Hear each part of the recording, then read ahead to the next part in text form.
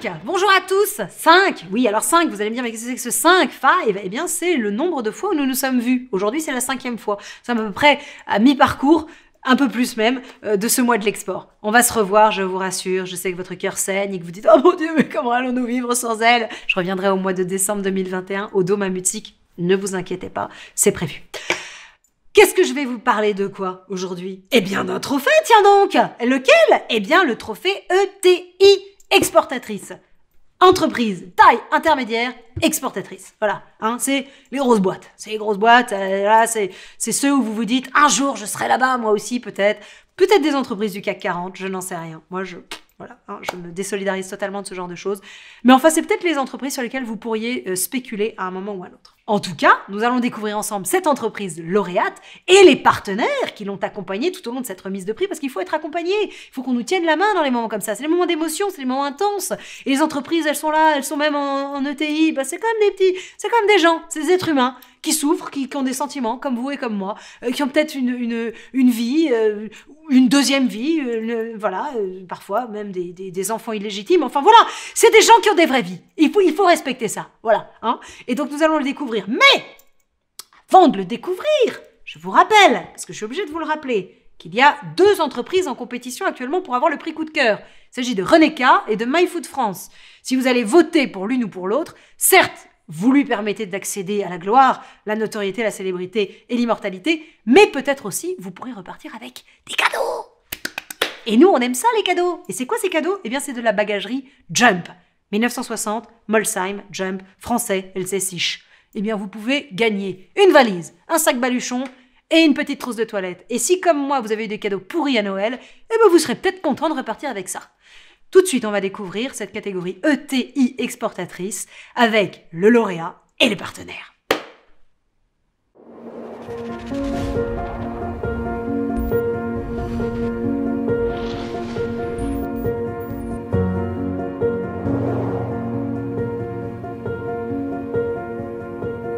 L'activité de deal metering est une activité très particulière. On peut penser que deal metering ne fait que des compteurs. Ce qu'on développe est bien plus que ça. On développe une solution, un écosystème. En plus de ça, on est capable d'apporter en fait tout un réseau de télécommunications qui va permettre de faire des relevés automatiques. Et ça, aujourd'hui, c'est la réelle valeur ajoutée de deal metering. On a en fait, chez deal metering, une vision en Sales Region. On a 5 Sales Regions. Dans mon service, on gère plus de 30 pays. En plus de ça, on a plus d'une vingtaine de pivots. Ces pivots sont des distributeurs. Des distributeurs qui sont en soi l'extension de deal metering. C'est-à-dire qu'ils sont nos représentants dans ces pays-là. L'idée est de pouvoir développer un relationnel fort, de manière à pouvoir partager aussi les risques et à grandir ensemble. Deal metering, c'est une société aujourd'hui qui, malgré la situation, est très prospère. C'est-à-dire qu'on arrive encore à se développer. Par exemple, aux ventes internationales, on a encore aujourd'hui une croissance de plus de 20%.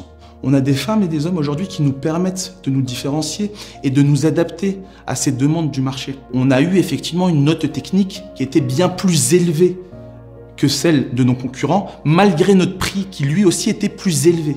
Donc on ne vend pas du prix, on vend vraiment une technologie. On a cette capacité à pouvoir customiser nos produits comme personne. Et ça, c'est différenciant. C'est-à-dire qu'on ne fait pas de la commodité, on vend de la solution. Alors le groupe Epner est une ETI, non pas seulement transporteur, mais créateur de solutions de transport, présente en France comme à l'international. L'entreprise a été créée en 1925 à Strasbourg. L'international est ancré dans le groupe Epner depuis très longue date, depuis la genèse de l'entreprise. On est capable de proposer l'ensemble des services en termes de solutions de transport. Bien sûr la route, mais on est capable aussi de proposer des transports aériens, maritimes et aussi par rail. Deal Metering, comme Epner, est une société familiale, indépendante, basée sur une stratégie long terme, indépendante des soubresauts du marché. Donc on a cette même philosophie, avec une stratégie de développement orientée sur la customisation, pour coller au plus proche du besoin des clients. L'écologie est au centre de nos préoccupations depuis longtemps, puisqu'on est des précurseurs de la charte ADEME, qui était l'objectif de réduire l'émission de CO2 depuis une bonne quinzaine d'années. L'objectif de deal metering, et il est sincère, c'est de pouvoir rendre responsables nos clients. On parle d'eau, on parle de ressources naturelles. Et aujourd'hui, dans notre stratégie, dans ce qu'on appelle chez nous le one-pager, un des premiers objectifs est cet aspect environnemental. Donc que ce soit dans les matières choisies, que ce soit dans les fournisseurs choisis, que ce soit dans notre manière de faire et de produire, tout est lié à l'environnement.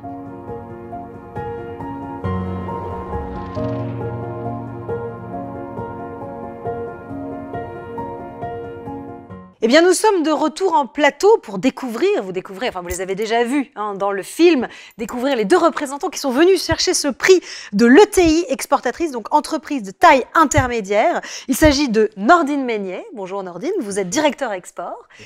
Et à vos côtés, il y a Pascal Perrière qui est directeur commercial. Bonjour. Bonjour. Alors, on se le disait tout à l'heure un peu en off, une entreprise de taille intermédiaire, c'est 250 à 2500 personnes. Oui, c'est ça? Oui, c'est ça. Vous connaissez les prénoms de tous les gens? Pas tout à fait, mais en France, on n'est que 340, donc sans connaître les prénoms des 340 personnes, on en connaît pas mal, oui. Je vais vous ça laisser. Reste encore une taille humaine. Oui, ça reste humain. 350 personnes, c'est à peu près le nombre d'amis que j'ai. Ça reste raisonnable. Sur Facebook, c'est ça? Non, sur Facebook, je suis à 30 000. Mais voilà, mais je me débrouille. Ah ouais, j'ai fait un peu de télé, de cinéma, voilà. Bon. Pour vous interviewer, nous avons Jean-Luc Heimburger, qui est président de la CCI Alsace Eurométropole, CCI International Grand Est, qui connaît très bien votre business et qui va vous poser des tas de questions hyper spirituelles. Jean-Luc, je te laisse le micro, c'est toi qui t'occupes de ça. Merci Antonia. Service. Alors il y a quelques jours, nous recevions sur ce même plateau une entreprise, une ETI barinoise, qui était C2RSI, qui a aussi réussi son développement à l'international. Là, c'est une entreprise orinoise, donc on est content de les avoir, même si elle est filiale d'une entreprise familiale allemande. Mais néanmoins, est-ce que cette culture de l'export allemand, qu'on connaît bien, puisque les Allemands sont très forts dans les salons, à l'international, ils vont de par le monde. Est-ce que cette culture d'entreprise allemande a amené quelque chose dans le développement de cette filiale aujourd'hui alsacienne? Moi, je pense que ça aide, parce qu'avec nos collègues allemands, quand on parle export, on sait partager le monde, on sait partager les secteurs, donc on ne va pas au même endroit. Mais ça aide parce que globalement, on parle de la même chose. Ça, je peux effectivement. Après, je pense que d'un autre côté, nous, Français et Orinois, on n'a pas à rougir devant nos collègues allemands en termes d'export. Nous, ça fait des années qu'on fait de l'export. On a démarré tout petit, il y a une bonne trentaine d'années. Ces 6 dernières années, on a doublé notre chiffre d'affaires à l'export. Maintenant, sur un chiffre d'affaires de 140 millions, on en fait 50 à l'export. Donc voilà, c'est une belle proportion. On est à plus de 30%, plus d'un tiers du chiffre d'affaires qui est fait à l'étranger. Oui, c'est même très important. Et pour vous, si on parlait de 2020, qui était une année un peu compliquée pour pas mal d'entreprises, votre secret de la réussite, ce serait quoi? Je vais vous répondre un peu différemment. Je vais vous dire que heureusement qu'on fait de l'export. Parce que le fait d'être sur des secteurs diversifiés, grâce à ça, on a mieux résisté à la crise. Pourquoi? Parce que, par exemple, la France a été très dure cette année. Et en revanche, des pays qu'on n'aurait pas soupçonnés, parce que visiblement ils étaient tout aussi impactés que nous, comme l'Italie ou l'Espagne par exemple, sur lesquels on intervient, ces deux pays-là ont beaucoup mieux résisté économiquement à la crise que nous. Voilà, donc c'est une chance en fait. Alors, un autre sujet encore. Nous sommes en pleine période de Brexit, qui n'en finit pas d'ailleurs, du moins les négociations. Et vous, très courageusement, votre dernier développement à l'international, c'est le Royaume-Uni. Oui, expliquez-nous. C'est une des raisons qui nous amène ici aujourd'hui. C'est une belle réussite de Nordine et son équipe, donc je vais le laisser expliquer ce succès en UK. C'est un territoire où on est depuis maintenant une dizaine d'années, où effectivement on avait un développement qui était relativement intéressant. On parlait d'un chiffre d'affaires qui était autour de 6 millions d'euros de chiffre d'affaires. Et sur cette dernière année, avec une stratégie qui a légèrement changé, on est arrivé à saisir effectivement un certain nombre d'appels d'offres, dont celui-ci, pour lequel on a présenté notre dossier, Severn Trent, qui est en fait dans le centre du pays, qui est la deuxième plus grosse utilities du pays et d'Europe, d'ailleurs 4e d'Europe. Et on a su nous se différencier, notamment grâce à notre offre, grâce à nos ingénieurs alsaciens, qui ont su vraiment répondre aux attentes du client. Et c'est un peu la force aujourd'hui de Deal, la force de Deal Metering, pouvoir customiser nos produits, pouvoir répondre aux attentes précises du client. Et ça, on a su le faire justement grâce à cette force. Rappelez-nous, ce marché représente combien de millions de chiffre d'affaires? Un chiffre d'affaires qui est juste exceptionnel pour nous. On parle de 50 millions de chiffre d'affaires sur 5 ans. Ouais. Même plus peut-être. Ouais. Ça fait quand même 10 millions par an. C'est un peu ça. Je suis un peu forte en maths. C'est exactement ça. On va arriver à pratiquement tripler notre chiffre d'affaires en un an. Donc on va passer de 6 à 19 parce qu'effectivement on a gagné aussi d'autres appels d'offres. C'est une superbe belle aldée. Et comme disait mon collègue, grâce justement à cette diversification, grâce au fait qu'effectivement on est sur différents territoires, on est arrivé à compenser et à passer cette crise sans grand problème pour l'instant. C'est-à-dire que sur l'export, on est à plus 25 et sur notre zone, on est flat par rapport à l'année dernière. C'est ça.